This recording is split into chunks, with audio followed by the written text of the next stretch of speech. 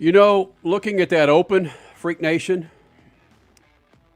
it's amazing to see how gracefully I've aged. Statman still looks the same. Crash still looks as beautiful as ever, but we've God, all aged. what the hell is going on with my age, man? Help me out, somebody. Come on. Wow. You weren't as familiar with a barbershop then as you are now. That's a really good point. The evolution of my hair, 21 years of Speed Freak Statman, is incredible. Yeah, I know. Looking back on some of those UPN 13 videos that you post, even that has got a whole panoply of this is Kenny Sargent's hairdresser.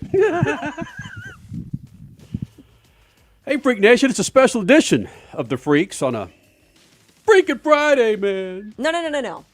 Taking our daughter to school this morning, Right. She said, Mom, you know what we came up with a couple weeks ago? Fridays are fun. This is a fun Friday. Oh, all right. I'm like, oh, okay. She goes, so guess what my favorite day of the week is? I'm like, Friday. All right, So it's a fun Friday. It's a freaky fun Friday.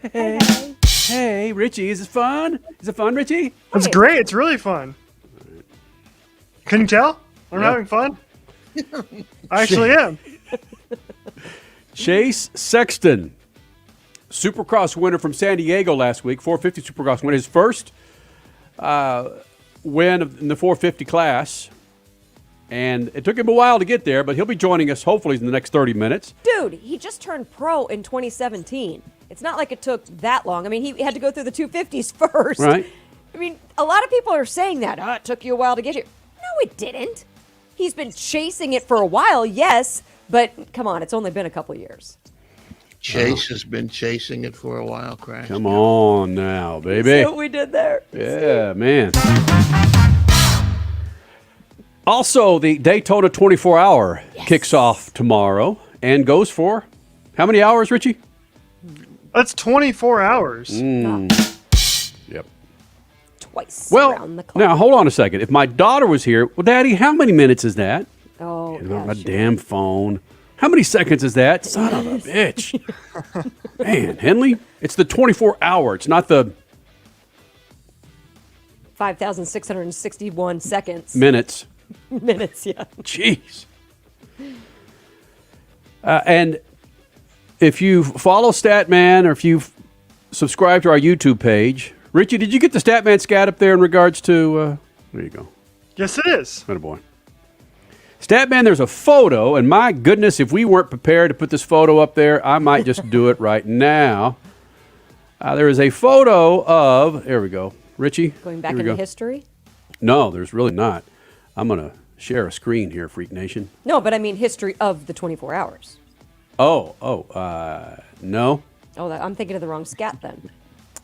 Nah, I'm just going to kind of, there it is. Boom. All right, here we go. That's a shit ton of cars, Statman. There's 60 cars in this race for the Daytona 24-hour. That looks like the 405 in Los Angeles on any afternoon. Right? Statman, given your history with the Daytona 24-hour, what should we expect with 60 cars on the track at a given time for 24 hours? We can expect this year maybe some snow plows on at night. It's supposed to be sub-freezing, especially wind chill. And it's always been worried about rain. There's probably rained 3 of the last 24 hours. Once they had to stop it because of the rain. Oh, right. But now they're talking about, freezing temperatures. Could get crazy. I'm told that the fireworks show will still go on. That won't stop the fireworks show. That's got to be the highlight of the deal. But the question you asked was, what is it going to mean to the 61 cars on the track? 35 of them are GT cars. So again, it's going to look like the 405 freeway in Los Angeles. As long as they don't have California Highway Patrol chasing one down every so often, it should be okay. And Well- motorcycles going in between the traffic. Now, Yeah. Crasher, you laugh. I laugh at that, but novice motorsports fans don't know why we're laughing at the fact of the number of GT cars that are going to be out there. Because when people turn on the Daytona 24-hour for the first time, they say, why does that car look like it came out of the Jetsons running against a Porsche? You know, we've got to explain that there are numerous classes in the Daytona 24-hour, and you laughed for a reason, Crasher, at the fact that the GT class is running with these other classes, and there's so many GT cars. Why? Do we know when the last time was that the GT class was that stacked? I mean, that is huge, huge. Mm-hmm. Well, I don't think that it's a foregone conclusion that the GT cars are where the manufacturers want to be, and the manufacturers are the ones that are the people who sign the checks. In fact, the fastest cars are the prototypes, and there's only 7 prototypes that we're practicing today. So of all the cars out there's only 7 of the fastest, the DPIs, the Daytona prototypes. There's LMP2, there's LMP3, there's LMP90, there's GTD, XY, Richie. ABCQ, Alphabet soup. so yeah. There's so many jokes we could go with that with LG. I'm not going to do that. I started to. Yeah, you did. I know it. But it's not a there, but yeah. the K&N filter stuff. Yeah, attaboy. Man, oh man. But bottom line, would you say, okay, and I'm trying to just kind of make this easy for the novice viewer, if they turn on NBC this weekend and they see these 61 cars going around the road course at Daytona, that the prototype cars, the ones that Kenny says looks like they came out of a Jetsons movie, that they are the ones that are kind of like R&D for what everybody else drives on the street, the GT version, which is the other type of cars that you guys will see. Is that kind of a way to sort of make it sound like a novice could understand? Well, we can only hope so. I mean, to me, I say that's the only real reason that racing at that level is important, is to use it for R&D for the cars that you could buy in the showroom. Otherwise, racing is just used for selling beer and jeans. So, yeah, that's why the... Wait a minute. The Earnhards haven't been with Wrangler in forever. And it was Dan Weldon that was with William Rast, right? I don't think we've had a denim Love company that. since then. Beer and cheese. So, yes, in short, the prototypes are for 2 reasons. One's for R&D, for racing and equipment, and the other is for people who want to spend the money to win the race and be in the headline. Yeah. And that's what they're out there for. The people are out there to sell cars, and for manufacturers that want, like Acura, they say our cars are better than all the rest. Our technology is better, so go buy an Acura or a Cadillac or whatever. All right, so Richie, you're our novice here. You're our residential millennial, and what we just said for the last 5 minutes, did you understand any of that? Some. Okay. Some. I'm not a complete newbie to the 24-hour. I tune in and watch if I can, and I think it's kind of a cool race, especially like in the overnight hours and you can't sleep. It's like, hey, let's pop on some racing in the middle of the night. Seriously. The thing that always like fascinates me is I think this was maybe a couple of years ago, within the last decade or so, where you can have cars running for a full 24 hours, and you can have the championship of a race come down to the final lap. If I'm not mistaken, that happened very, very recently. And I think I was watching the race that time. I was like, holy smokes, how can you have that long of a race and have it come down to a last lap pass? Like that to me is wild, and it's amazing. And I think sometimes we tend to forget. We focus on the drivers a lot, obviously, but all the teams that go into putting all those cars together, like we should like focus more on those people, because without them, those cars aren't staying out there for 24 hours. And I can't even imagine how much work goes in to like, imagine trying to like go on a 24-hour straight road trip with my Nissan. Like, it's just not going to happen probably. Like Richie. I'm going to take you down a rabbit hole here. Oh, let's go. Real hell. quick trip. The entire F1 season last year, from May till December, came down to the last Oh, okay. of the Okay. golden Yes, this is rule. true. So anything can happen depending on who they want to win the race. Oh, Which, by the way, there was some F1 news that came out within the last 24 hours about some possible changes to basically the front office of F1.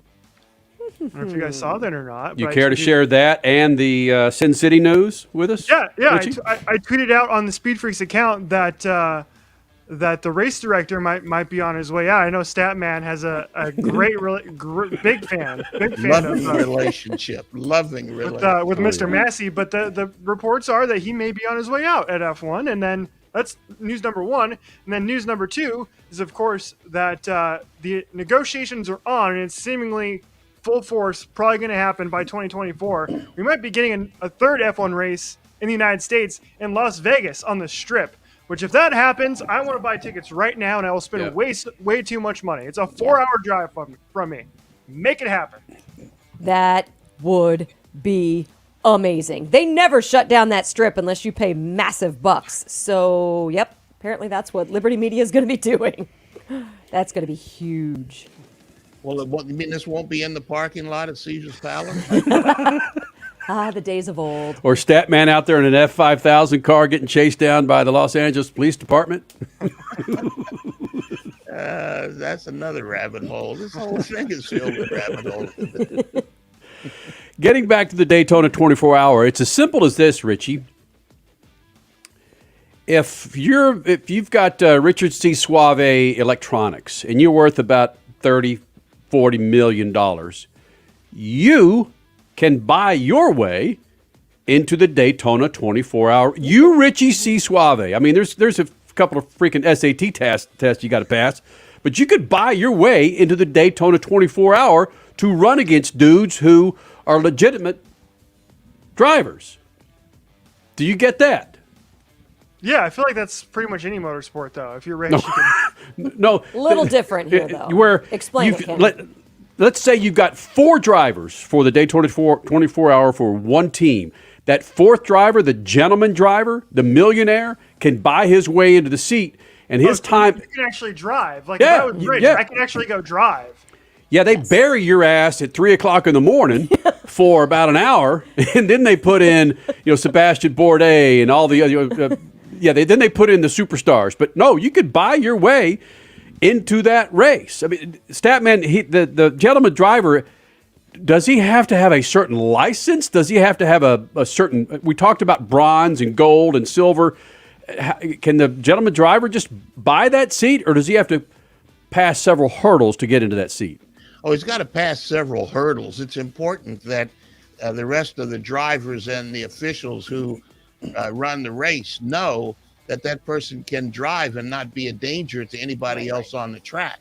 So he has to, or she has to pass certain criteria, observation, have an international license to race.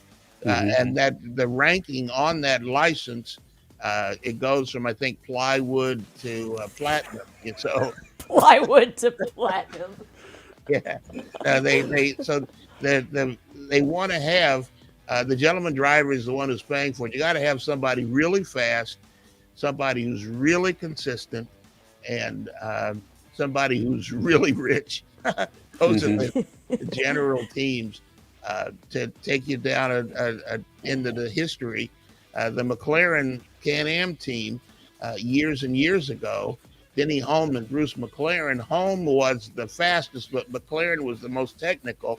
So McLaren would go out at the beginning of practice and qualifying, and he would show Hulme the line through the track. And then after 2 or 3 laps, they would swap, and then Hulme would go out and get the pole. And McLaren would follow him. The two of them would be on the front row normally.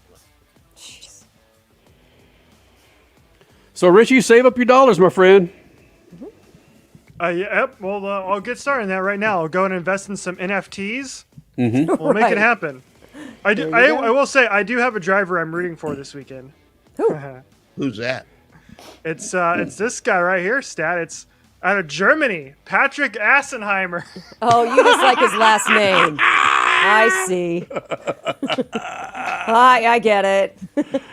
That's so great. That There would he be is. great, though, for them to say, and it's Assenheimer coming out of the final turn. He's going for it. Assenheimer with the win.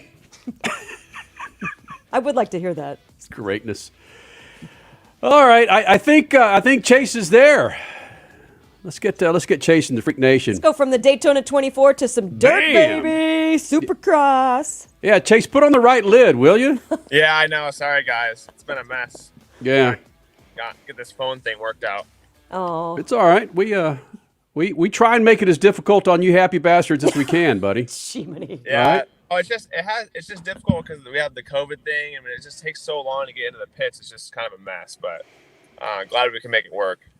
Absolutely, winner. But real quick, before we talk about your win last weekend and some other things going on in the Supercross season, every time you go to the track, or at least once every weekend, you guys still have to be COVID tested, right? Yes, every week. Man. It's kind of, well, if you're vaccinated, you don't have to get tested, but I'm not vaccinated, so they kind of make it difficult on you. You have to get tested, and then I'm actually waiting to get my results right now, so it's kind of like a nerve-wracking 15 minutes to see if I can race this weekend. So, yeah, I've been all good so far. So, knock on wood, we can go racing this weekend. So right now, we could ask you any freaking question, and you're not going to hear a thing because you're more concerned about getting the results of your test. Well, no, I mean, I feel fine. Well, I guess it doesn't really matter if you feel good because you can still test positive. So hopefully, Been I'm there. just praying that I'm good. So. All right. Well, Chase Sexton, Supercross winner from San Diego, joining us here in the Freak Nation. And in all the interviews that I've seen post-race after San Diego, it's all centered around one thing. Again, you're relatively new to the 450 class. We know what you did in the 250s. You got your first win in the 450 class last weekend, but it's getting used to that damn bike, the 450. And Ricky Carmichael, back in the day when he was here in the Freak Nation, talked about the transition into the 450. And initially, and he admitted it on our show, Chase, it scared the crap out of him, man. Is it that big of a jump for you guys still from the 250 to the 450 in Supercross specifically? Yeah, I mean, I didn't think it was going to be that big of a deal until I actually went and raced the 450. Practicing and stuff, I was fine. But when it comes to race time, it's just a whole different thing. And you kind of forget about the difference between how much weight and how much power the 450 has. So it bit me a few times last year, as everyone saw. And yeah, it's just difficult. And it is, I mean, last year, my confidence with just riding was at a very, very low point because I was not normally hitting the ground this much. So it definitely takes some to getting used to and kind of figuring out where you can push and where you can't compared to the 250 because it just has so much power and so much weight that it just everything happens faster. So for me, that was kind of the learning point, and I'm still learning, but I definitely feel more comfortable on it this year. Where are your comfort points? Like, for instance, you said you had to learn how to, or where you can push this bike a little harder, or where you can't, where you need to let up a little bit. So where are those points? Are you better or maybe not as good yet in the whoops? Or are there certain turns that are better, some jumps? Where are you better on this 450? I would say that the whoops is the biggest thing because the 250 is so much, like I said, it's so much lighter, and the suspension just, I feel like, works better on the 250. So the whoops is just, you have to be very, I guess, on point every time you go through the whoops in the 450 because that power, it can skip out from underneath you. It can do a lot of things really fast. So that was probably my biggest learning point was the whoops. And this year I feel like I'm better in them. And also it comes along with testing and learning the bike and kind of just figuring out what works and what doesn't. So I think for this year, just the overall traction and then the whoops is the biggest part for me, and still learning, like I said, and it's been a good process though, and I feel a lot more comfortable and been having fun with the team and just testing new stuff and learning ultimately. So then, Chase, how crazy is it that you learned so much every weekend last year in Supercross and then motocross, and then suddenly not suddenly, but I'm saying it with air quotes, so to speak, here comes San Diego, and you made it look so easy. How weird is that every weekend is so difficult, yet then when you win, it's like, well, that's how it's supposed to come together. It's funny because, like, that race was, I've had so much harder, like, I've had way harder races than that and not got nearly the result I got last weekend. So I think honestly just putting all those pieces to the puzzle together, and it obviously happened last weekend. So my starts have been good. Last weekend really just was more comfortable with the track and more comfortable on the bike, and ultimately that's what I think led me to a win. So yeah, it's really nice, and it's a big weight lifted off my shoulders to finally break through and get that first win. And that was my goal from pre-race press conferences. I always said I just want to win a race this year and get that out of the way. So Boom. glad we got that, and now we can focus on bigger and better goals. So Chase Sexton, winner in San Diego. In rallying, they always say that actually in car racing in general, they always say it's hard to drive a slow car fast than it is to drive a fast car fast. Does that matter in motorcycles, that it's harder to ride the 250 fast than to get on the 450 and say everything works the same and it should be easier to drive it fast on a 450? That makes sense. Yeah, so that, like I said, the 250 is just very it's very easy to ride, but yet you're lacking the horsepower. So I think for the ceiling is definitely higher on the 450. Like if you can figure it out and be able to hit your marks and do everything correctly, I think the ceiling is higher and you can go faster on the 450. I feel like the 250 you're kind of limited because you are down on horsepower, and it's a lot harder to go fast, I guess, on if you're comfortable on the 450. So if you're comfortable and you have more horsepower, obviously it's easier to go faster because it's easier to get out of the corners fast, easier to get through the loops, as long as you're hitting your marks and stuff like that. But there's also a bigger price to pay if something goes wrong. So it's I guess a catch-22, and you kind of have to. I don't know. I've actually hopped on the 250 last week, and I went through the loops. I'm like, man, this is way easier. But when you get it right on the 450, it is better. It's just figuring that out and finding those points where you can push. Have you seen the track layout for Anaheim 2? Look at that. It looks like a cartoon, Chase. How do you have to sit there and go through that? It looks like something Bugs Bunny or Daffy Duck would lay out an Anaheim stadium. How do you learn from seeing this, or do you have to just get on the track and do it? Honestly, I don't really learn a whole bunch from looking at the track map because it always looks a certain way, and then when you actually go and walk it, it's different because they always either change a few things, tweak a few things after press day. Because I'm actually going to ride the track here in about an hour, so it's always just different. And like the track map can say one thing, and then when you actually get there, it's a different thing. So it looks very busy though and very technical, which usually the layout is what it is. So it looks busy, and that should suit me because I feel like the busier the track is, the better I am. And there's 2 sets of loops, so that should be good. And it's a big stadium, so the lap time should be long, and we're doing minutes now, 20 minutes. So I guess the less laps we do is the better it is for us. So the track gets less broken down. So yeah, hopefully it's a good race, and just hoping the lap time is pretty long. We're talking Chase Sexton. Sorry, Kenny. I was going to jump in there. Chase Sexton. And I was looking through your team roster, not only between the 450s and the 250s, and I saw an interview with you as well where you said that all of your teammates are not American. So you're the only American among the driver roster on your team. What's that like, having 2 Aussies and a German and then yourself as an American? It's a little bit different because usually it's the Americans that overpower the foreigners, usually here, because especially because it's Supercross. Obviously, if we race MXGP overseas, it'd be the opposite. But it seems like we have more and more people coming over from like Australia, Germany, France, and wanting to race Supercross, which is cool for us. Is it gives us more diversity, and I think it's just cool to have different teammates and kind of see their culture and stuff like that. And I've actually became pretty close with Kenny, he's from Germany, and obviously Hunter and Jet I've got to know, they're from Australia. So I think it's cool. It's definitely different. I think it's probably the only team where the Americans are the minority. But no, it's cool, and like I said, it's just cool to see different cultures.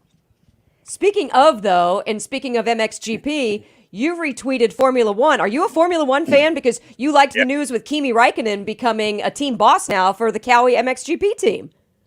Yeah, I've been watching F1. I think since I went to Austin, the Grand Prix there in 2018 and 2019, and then this last year. So I've been to that one 3 times, and I've probably been watching it for like 4 years now. So I'm a pretty big fan. Kimi was I think he was the team owner of Ice One Husqvarna team prior to this one, and then now I think it's even a bigger role, and it's cool that he's that interested in motocross, and it's cool to have that cross platform a little bit, and obviously it brings a lot to motocross having someone like Kimi being I think he's a team principal of Kawasaki or something like that. So but yeah, definitely a big fan of F1. It's just cool to see those two worlds come together. Awesome. Freak Nation, Chase Sexton, 450 pilot, joining us here in the Freak Nation. And what we like to do is check into the cities where cats like yourself were born. How do you pronounce, is it Lemoyne, Illinois? How do you pronounce it? Lemoyne, Illinois, yeah. I tried to go French, and it's as damn as American as Lemoyne. Everyone butchers that name, so you're not the first one.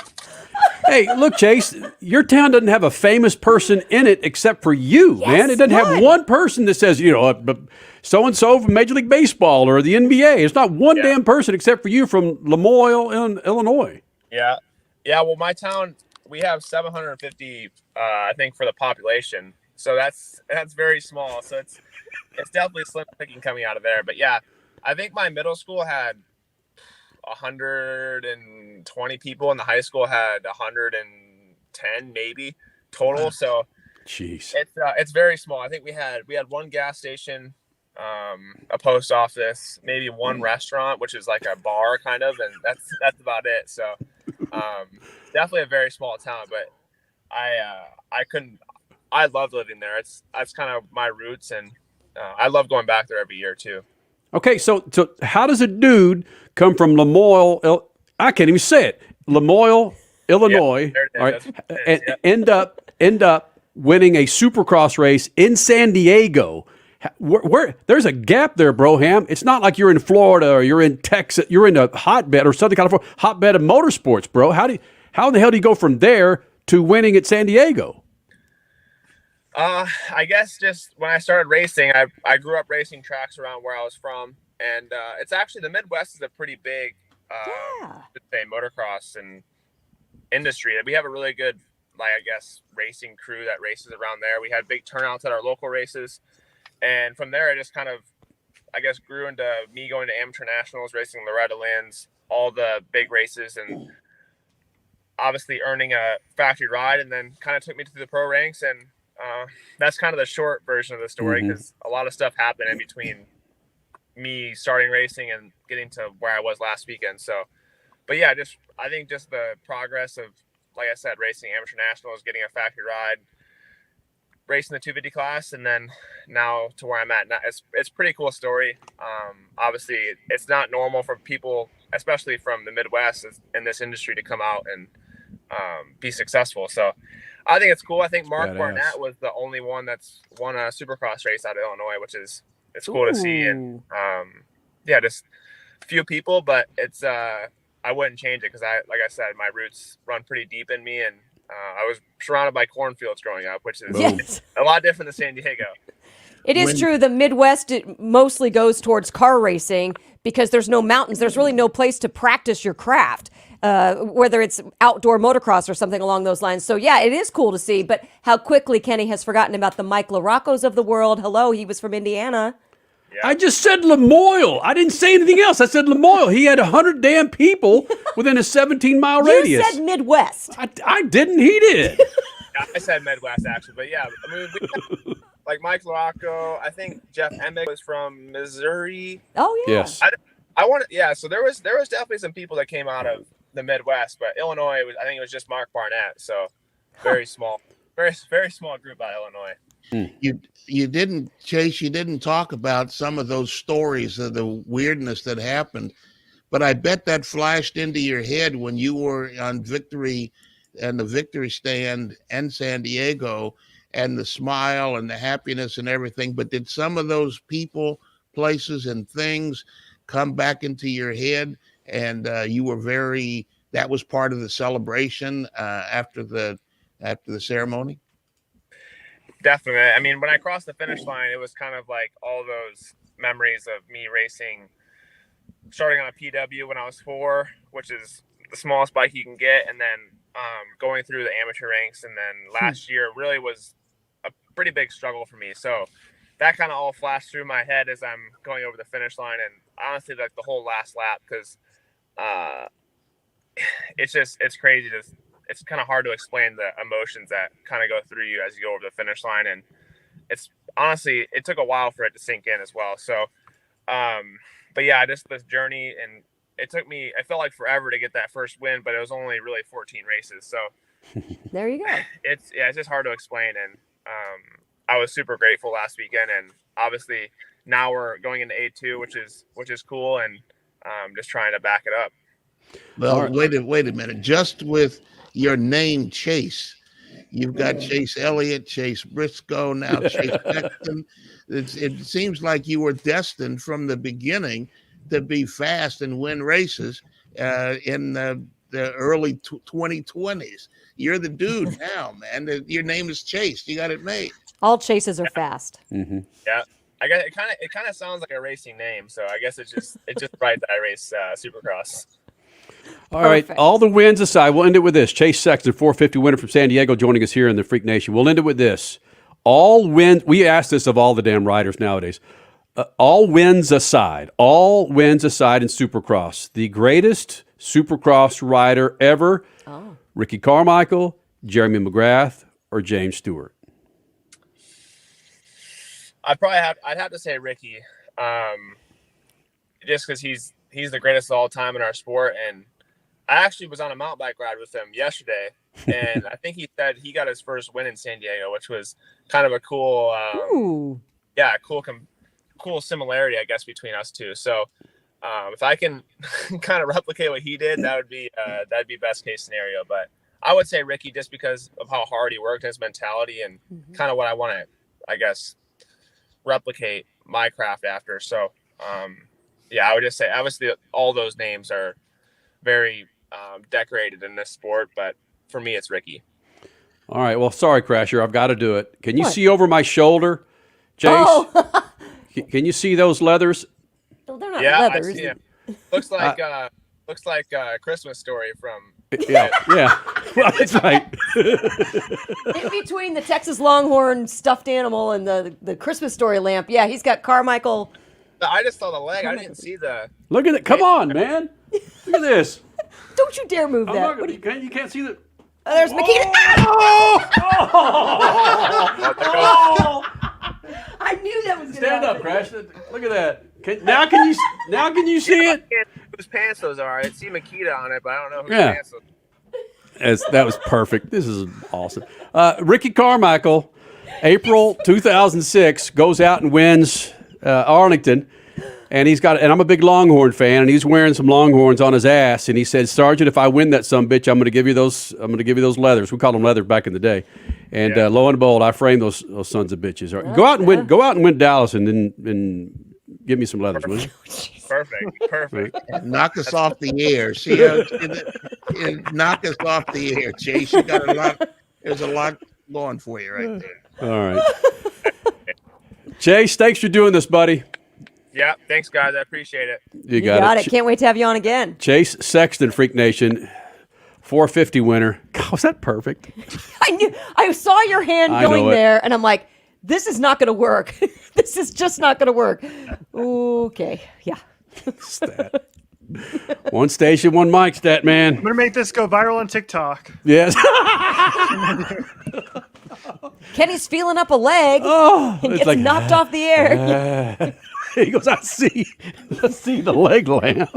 He doesn't see Ricky Carmichael's pants. He sees the leg lamp. Well, they are kind of buried. Oh my gosh. Crash, can you imagine if that would have happened in the first 5 years of the speed streak?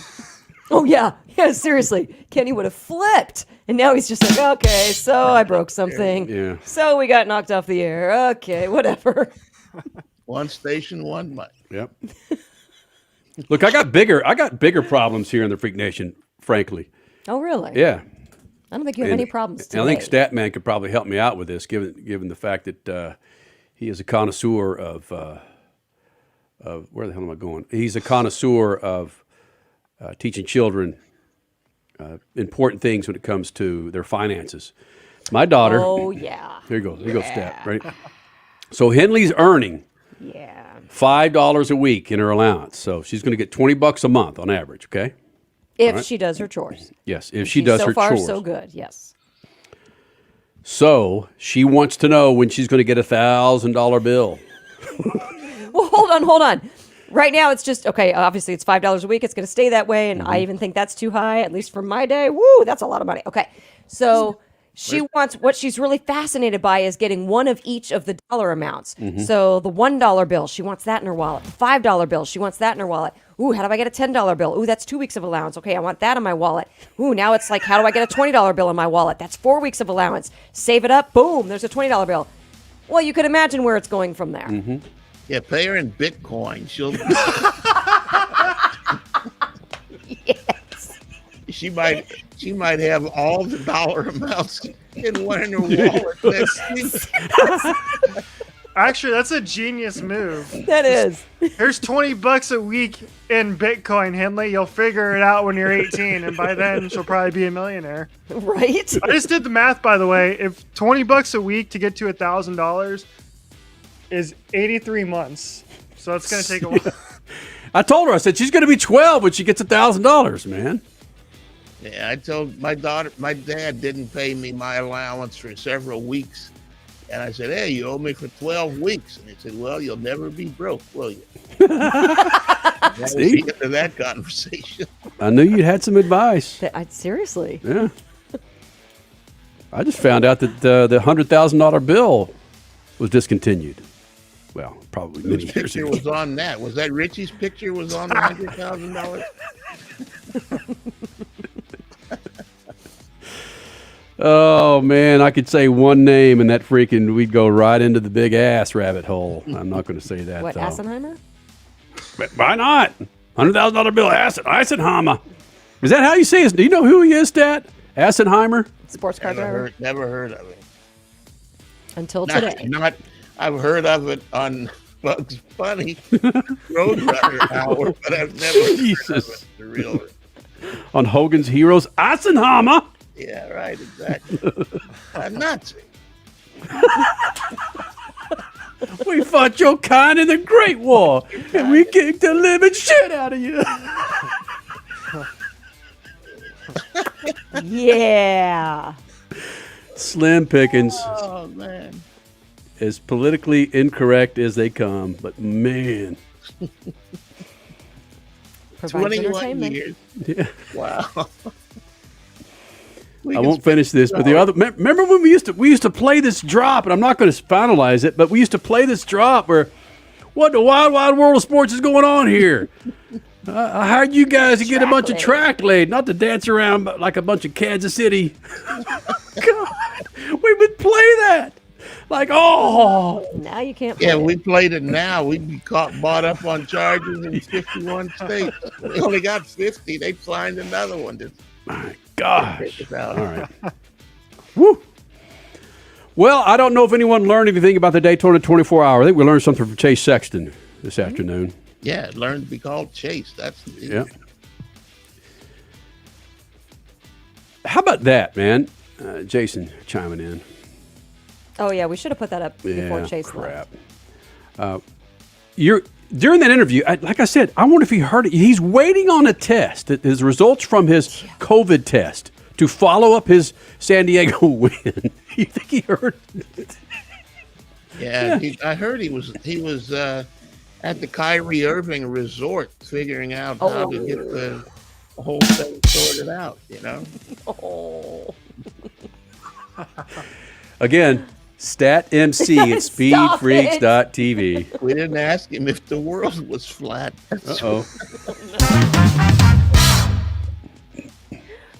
Oh, maybe he went to Duke. Maybe that's what they teach him at Duke, you know? Every Friday afternoon, Freak Nation. Statman.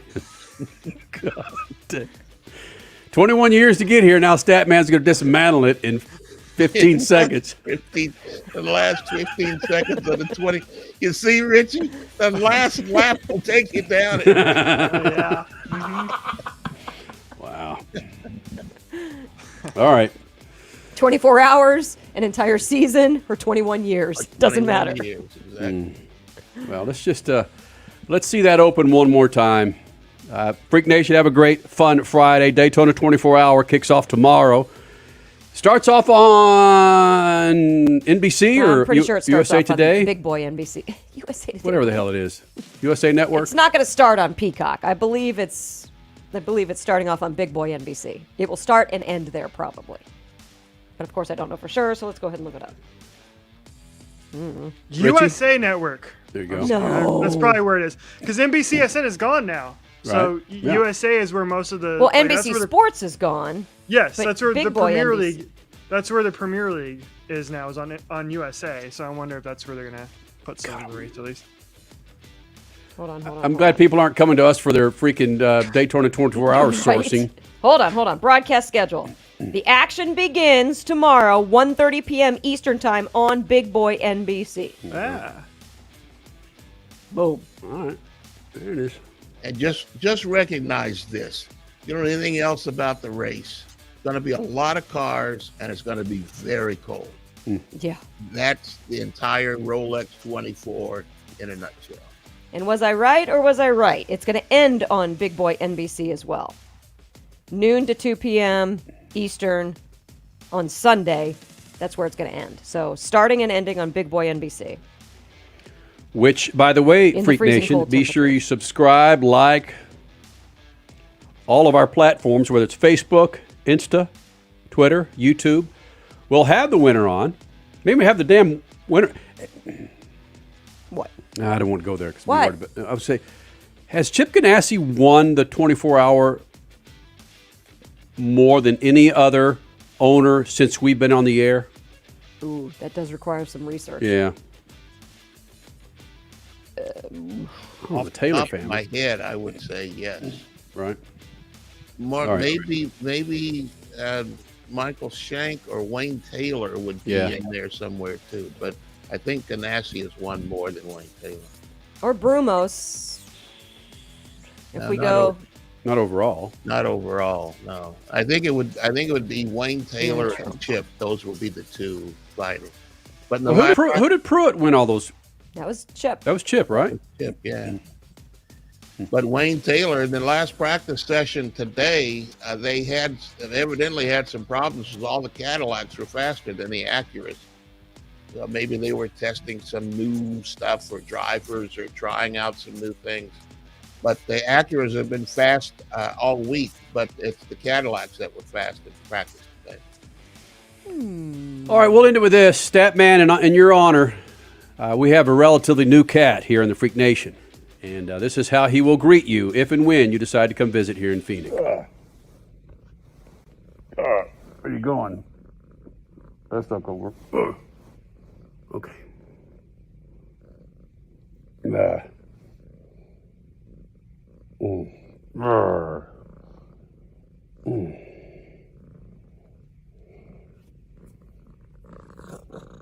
Oh.